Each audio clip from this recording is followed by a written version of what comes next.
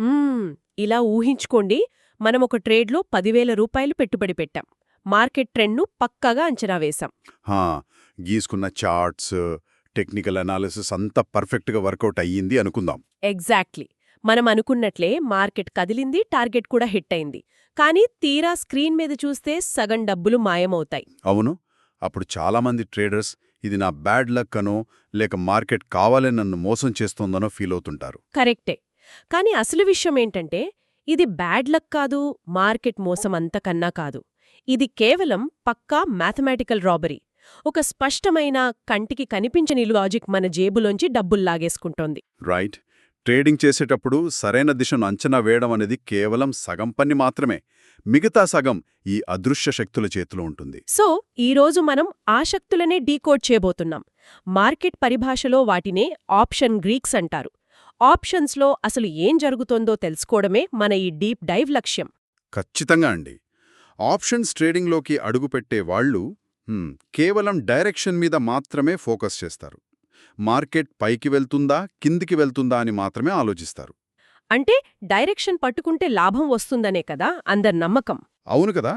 కానీ option premium అనేది ఒక 3 డైమెన్షనల్ పజిల్ లాంటిది.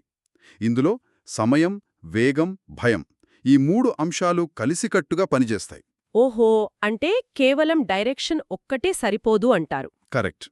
డెల్టా, గామా, థీటా, వేగ అనే ఈ 4 గ్రీక్స్ ఈ అంశాలను కొల్చే ప్రమాణాలు. మార్కెట్ పెరిగినా, పడిపోయినా లేదా ఎటూ కదలకుండా స్థిరంగా ఉన్నా కూడా ప్రీమియం ఎందుకు మారుతుందో అర్థం చేసుకుంటేనే మనం నిలబడగలం. రైట్. సో, ముందుగా ఈ అదృశ్య శక్తుల్లో సమయంతో ఆడుకునే ఒక సైలెంట్ కిల్లర్ గురించి మాట్లాడుకుందాం. అదే థీటా. దీని అర్థం చేసుకోవడానికి ఒక రియల్ వరల్డ్ సినారియో తీసుకుందామా? తప్పకుండా చెప్పండి. శుక్రవారం నాడు నిఫ్టీ ఒక 18,000 పాయింట్ల వద్ద ఉందనుకుందాం.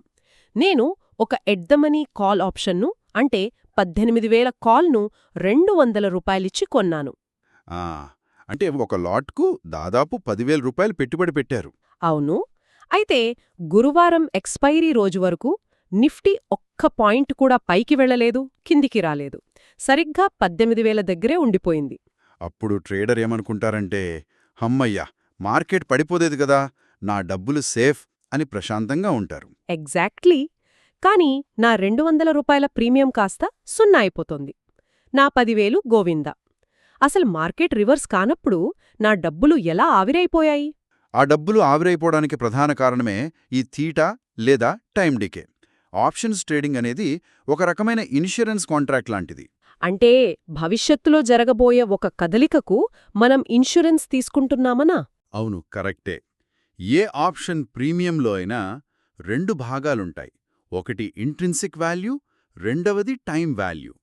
మనం ఎట్ ది మనీ లేదా out of the money options తీసుకున్నప్పుడు వాటిలో అసలు ఇంట్రిన్సిక్ వాల్యూ ఉండదు కదా? కరెక్ట్.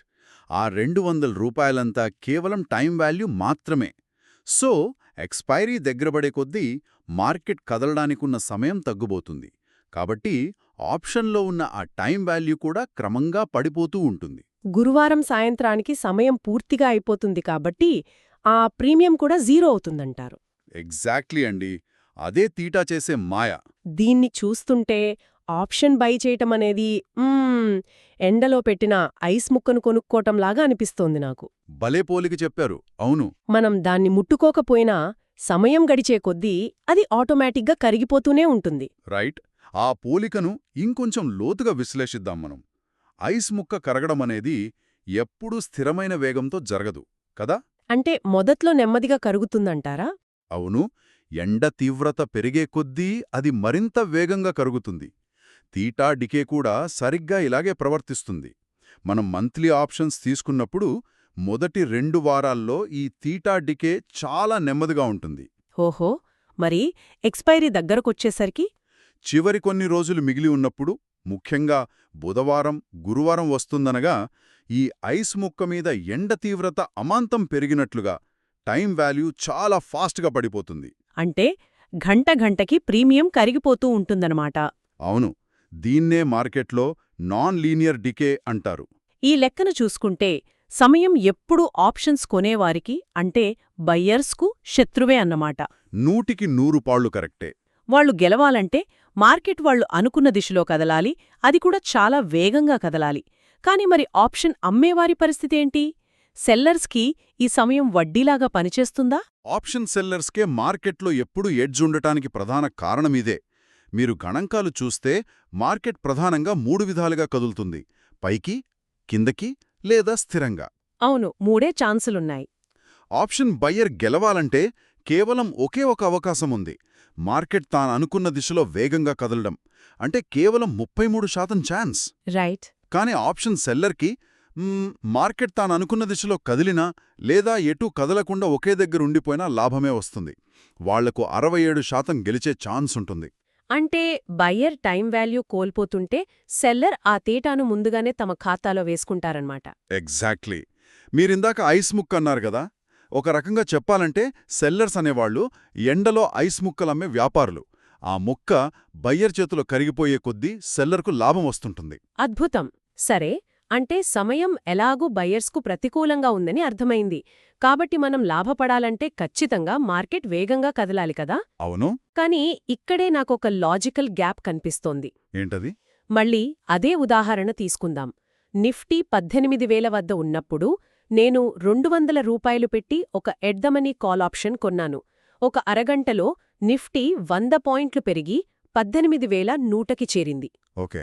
సింపుల్ మ్యాథ్స్ ప్రకారం మార్కెట్ 100 పాయింట్లు పెరిగింది కాబట్టి నా ప్రీమియం కూడా ఖచ్చితంగా 100 పాయింట్లు పెరిగి 300 అవ్వాలి కదా? అవ్వాలి.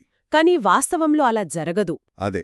వాస్తవంలో అది కేవలం 250 మాత్రమే అవుతుంది. ఆ మిగతా 50 పాయింట్ల లాభం ఎటుపోయింది? ఎవరో దొంగిలించినట్లు అనిపిస్తోంది. ఇక్కడే మనకు రెండవ గ్రీక్ పరిచయమవుతుంది. అదే డెల్టా. మార్కెట్ కదలికకు మన ప్రీమియం కదలికకు మధ్య ఉన్న అనుసంధానమే డెల్టా. అంటే డెల్టా అనేది ఒక గేర్ లాంటిదా? ఒక రకంగా. మార్కెట్ 100 పాయింట్లు పెరిగినప్పుడు ఆప్షన్ కూడా ఖచ్చితంగా 100 పాయింట్లు పెరగదు. ఎందుకంటే ప్రతి ఆప్షన్కు ఒక డెల్టా వాల్యూ ఉంటుంది. మనం ఎట్ ద మనీ ఆప్షన్స్ తీసుకున్నప్పుడు వాటి డెల్టా ఎప్పుడూ 0.5 ఉంటుంది. ఓహో, అంటే నిఫ్టీ 1 పాయింట్ పెరిగితే ప్రీమియం కేవలం అర పాయింట్ 0.5 పాయింట్ల మాత్రమే పెరుగుతుందన్నమాట. ఎగ్జాక్ట్లీ. అందుకే 100 పాయింట్ల మార్కెట్ కదలికకు కేవలం 50 పాయింట్లు మాత్రమే మీ ప్రీమియంకు కలుస్తుంది. కాని నాకర్థం కానిదేంటంటే ఎట్ ద మనీకి డెల్టా 0.5 ఎందుకుండాలి? దానికి 1 ఉండొచ్చు కదా, లేదా 0.8 ఉండొచ్చు కదా? అసలు ఈ 0.5 అనే సంఖ్య వెనుక ఉన్న లాజికేమిటి? మంచి ప్రశ్న అడిగారు. డెల్టా అనేది కేవలం స్పీడోమీటర్ మాత్రమే కాదు, అది ఒక ప్రాబబిలిటీ మీటర్ కూడా. ప్రాబబిలిటీ మీటరా? అంటే ఎలా? ఒక ఆప్షన్ ఎక్స్పైరీ నాటికి ఇందమనిగా ముగుస్తుందా లేదా అనే గెలుపు అవకాశాన్ని ఈ డెల్టా సూచిస్తుంది. మార్కెట్ సరిగ్గా 18,000 దగ్గర ఉన్నప్పుడు 18,000 కాల్ ఆప్షన్ వాల్యూ పెరగడానికి ఎంత ఛాన్స్ ఉందో తగ్గడానికి కూడా అంతే ఛాన్స్ ఉంటుంది కదా? ఖచ్చితంగా 50-50 అవకాశం ఉంటుంది. ఆ 50% సూచించేదే ఈ 0.5 డెల్టా. అమేజింగ్. అంటే నేను ఏ స్ట్రైక్ ప్రైజ్ ఎంచుకుంటానో దాని ఆధారంగా నా గెలుపు అవకాశాలు నా ప్రీమియం స్పీడ్ ముందే నిర్ణయించబడతాయన్నమాట. అవును. ఇప్పుడు నేను ఒకవేళ deep in the money option తీసుకున్నాననుకోండి, ఉదాహరణకు 16,000 కాల్ ఆప్షన్, దాని పరిస్థితేంటి? 16,000 కాల్ ఆప్షన్ అనేది మార్కెట్ కన్నా చాలా లోపలుంది. అంటే అది లాభాల్లో ముగిసే అవకాశం దాదాపు ఖాయం కదా? అవును, ఆల్రెడీ 2,000 పాయింట్ల లోపల ఉంది. కాబట్టి దాని ప్రాబబిలిటీ చాలా ఎక్కువ ఉంటుంది. అంటే దాని డెల్టా 1కి చాలా దగ్గరగా ఉంటుంది. ఉదాహరణకు 0.9 లేదా 0.95 లాగా. ఓహో, అప్పుడు మార్కెట్ 100 పాయింట్లు పెరిగితే ఆ ప్రీమియం కూడా దాదాపు 95 పాయింట్లు పెరుగుతుందన్నమాట? ఎగ్జాక్ట్లీ. కాని దానికి ప్రతిఫలంగా మనం ఆప్షన్ కొనేటప్పుడే ఎక్కువ ప్రీమియం, అంటే ఎక్కువ ఇంట్రిన్సిక్ వాల్యూ చెల్లించాల్సుంటుంది. ఇది వినడానికి బాగుంది, కానీ మార్కెట్లో చాలామంది రీటైల్ ట్రేడర్స్ దగ్గర ఎక్కువ క్యాపిటల్ ఉండదు కదా? అవును. అందుకే వాళ్ళు తక్కువ డబ్బులున్నాయని ఎక్కడో దూరంగా ఉన్న out of the money options కొంటుంటారు. ఒక 10 రూపాయలు 20 రూపాయలు ఉంటాయి కదాని. మరి వాళ్ల పరిస్థితి ఏంటి? ఆ సిస్టమ్ను వాళ్ళు బీట్ చేయొచ్చా? అక్కడే ఒక అసలైన ట్రాప్ ఉందండి. దూరంగా ఉన్న అవుట్ ఆఫ్ ద మనీ ఆప్షన్స్కు ఎక్స్పైరీ నాటికి లాభాల్లోకొచ్చే అవకాశం చాలా తక్కువ. అంటే ప్రోబబిలిటీ తక్కువ అంటారు. కరెక్ట్. కాబట్టి వాటి డెల్టా కేవలం 0.1 లేదా 0.2 మాత్రమే ఉంటుంది. ఓరి దేవుడా! అంటే మార్కెట్ 100 పాయింట్లు నా దిశలో వేగంగా కదిలినా కూడా నా ప్రీమియం కేవలం 10 లేదా 20 పాయింట్లు మాత్రమే పెరుగుతుందా? అంతే. దానికి తోడు సమయం గడుస్తున్న కొద్దీ ఇందాక మనం మాట్లాడుకున్న తీట ఆ 10 రూపాయలను కూడా కరిగించేస్తుంది. అరెరే! అందుకే డైరెక్షన్ కరెక్టైనా సరే తప్పు స్ట్రైక్ ప్రైస్ ఎంచుకోవడం వల్ల చాలామంది ట్రేడర్స్ నష్టపోతుంటారు. చాలా క్లియర్గా అర్థమైంది. డెల్టా తక్కువ ఉంటే మనకొచ్చే లాభం తక్కువ ఉంటుంది. కానీ ఇక్కడ నాకు సందేహం. అడగండి. మార్కెట్ ఎప్పుడూ ఒకే దగ్గర ఉండదు కదా. ఒకవేళ మార్కెట్ సడన్గా ఒక భారీ ర్యాలీ చేస్తే ఈ డెల్టా వాల్యూలు అలాగే స్థిరంగా ఉండిపోతాయా? మ్మ్. అంటే నిఫ్టీ 18,000 దగ్గర ఉన్నప్పుడు నేను దూరంగా ఉన్న 18,500 కాల్ ఆప్షన్ కొన్నాను అనుకుందాం. అప్పుడు అది అవుట్ ఆఫ్ ది మనీ కాబట్టి దాని డెల్టా కేవలం 0.2 ఉంది. కరెక్ట్. ఒకవేళ మార్కెట్ అమాంతం 500 పాయింట్లు పెరిగి 18,500కి చేరితే అప్పుడు అది ఎట్ ది మనీగా మారుతుంది కదా. మరి దాని డెల్టా కూడా 0.2 నుండి 0.5కి మారాలా? ఖచ్చితంగా మారాలి. ఇక్కడే మనం మూడవ గ్రీక్ ఎంట్రీ ఇస్తుంది. అదే గామా. గామా అంటే డెల్టాను మార్చేది ఇదా? అవును. డెల్టా ఎప్పుడూ ఒకేలా ఉండదు. మార్కెట్ కదిలే కొద్దీ డెల్టా కూడా మారుతూ ఉంటుంది. ఆ డెల్టా మారే వేగాన్నే మనం గామా అంటాం. అంటే రేట్ ఆఫ్ చేంజ్ అన్నమాట. అవును. డెల్టాను మనం కారు స్పీడ్ అనుకుంటే గామా అనేది ఆ కారు యాక్సిలరేషన్. మనం యాక్సిలరేటర్ తొక్కినప్పుడు స్పీడ్ ఎలా పెరుగుతుందో మార్కెట్ మనకు అనుకూలంగా కదులుతున్నప్పుడు గామా వల్ల మన డెల్టా కూడా అలాగే పెరుగుతుంది. ఈ యాక్సిలరేషన్ కాన్సెప్ట్ కొంచెం క్లిష్టంగా ఉంది. హ్మ్. మనం ముందు అనుకున్న ఉదాహరణకే వద్దాం. ఓకే. నిఫ్టీ 18,000 నుండి 18,500కు వెళ్తున్నప్పుడు నా 50 రూపాయల ప్రీమియం ఎలా మారుతుందో చూద్దాం. ముందు నెమ్మదిగా పెరిగి ఆ తర్వాత రాకెట్లాగా దూసుకెళ్తుందా? సరిగ్గా అదే జరుగుతుంది. మీరు గమనిస్తే మార్కెట్ 18,000 దగ్గరున్నప్పుడు డెల్టా కేవలం 0.2 ఉంది. అంటే నిఫ్టీ ఒక 100 పాయింట్లు పెరిగితే ప్రీమియం 20 పాయింట్స్ మాత్రమే పెరుగుతుంది. రైట్. కానీ నిఫ్టీ 18,200, 18,300 అలా ముందుకు వెళ్తున్న కొద్దీ గామా ప్రభావం వల్ల డెల్టా 0.3, 0.4గా మారుతుంది. అంటే స్పీడ్ పెరుగుతోందన్నమాట. అవును. నిఫ్టీ సరిగ్గా 18,500కి చేరగానే అది ఎడ్డీ మనీ అవుతుంది కాబట్టి డెల్టా 0.5 అవుతుంది. ఇంకా మార్కెట్ పెరిగి 18,700కి వెళ్తే అది ఇంది మనీ అవుతుంది. అప్పుడు డెల్టా 0.8కి చేరుకుంటుంది. అద్భుతం. అంటే మొదట్లో ప్రతి 100 పాయింట్లకు 20 పాయింట్స్ పెరిగిన ప్రీమియం చివరికి ప్రతి 100 పాయింట్లకు 80 పాయింట్లు చొప్పున పెరగడం మొదలవుతుంది. కరెక్ట్. ఈ ఎక్స్పోనెన్షియల్ గ్రోత్కు అంటే ఈ విపరీతమైన పెరుగుదలకు కారణం గామానే. ఓహో. ఎక్స్పైరీ రోజున కొందరు ట్రేడర్స్ ఈ హీరో ఆర్ జీరో ట్రేడ్స్ అంటూ 10 రూపాయలున్న ప్రీమియం 100 రూపాయలు అయిపోయిందని సంబరాలు చేసుకుంటారు కదా. అవును. అది కేవలం ఈ గామా ఎఫెక్ట్ వల్లే అన్నమాట. కానీ ఇందులో రిస్క్ కూడా అంతే స్థాయిలో ఉంటుందా? చాలా పెద్ద రిస్క్ ఉంటుంది. గామా ఎంత భారీ లాభాలనిస్తుందో అంతకంటే వేగంగా అకౌంట్లను ఖాళీ చేస్తుంది. అంటే ఎలా? ఎక్స్పైరీ రోజు మధ్యాహ్నం సమయానికి ఎట్ ద మనీ ఆప్షన్స్కు గామా అత్యంత గరిష్ట స్థాయిలో ఉంటుంది. అంటే పీక్లో.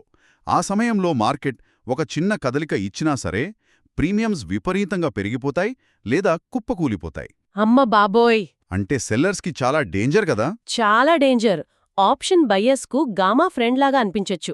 కానీ ఆప్షన్ సెల్లర్స్కు, ముఖ్యంగా నేకెడ్ సెల్లింగ్ చేసేవాళ్లకు గామా ఒక పీడకల. అందుకే ఎక్స్పైరీ రోజు ట్రేడింగ్ చేయడమంటే కత్తిమీద సాము అంటారు. ఒకసారి ఇప్పటివరకు మాట్లాడుకున్నది క్రోడీకరిస్తే సమయం గడిస్తే థీటా వల్ల డబ్బులు కరుగుతాయి.